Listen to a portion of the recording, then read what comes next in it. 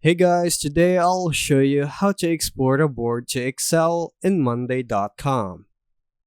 First, open the board you want to export. At the top right of the board, click the three-dot menu, then from the drop-down, select More Actions, then Export Board to Excel. Next, a window will appear asking if you want to include items only, items plus updates, and/or sub-items. Select your desired options, then click Export. The file will download as a .xlsx file with your board's data. Once the file is downloaded, open it in Excel. You'll see your board's groups and columns exported into rows and columns. Note that some features like group by views or conditional coloring don't transfer. And that's how you export a board to Excel in Monday.com.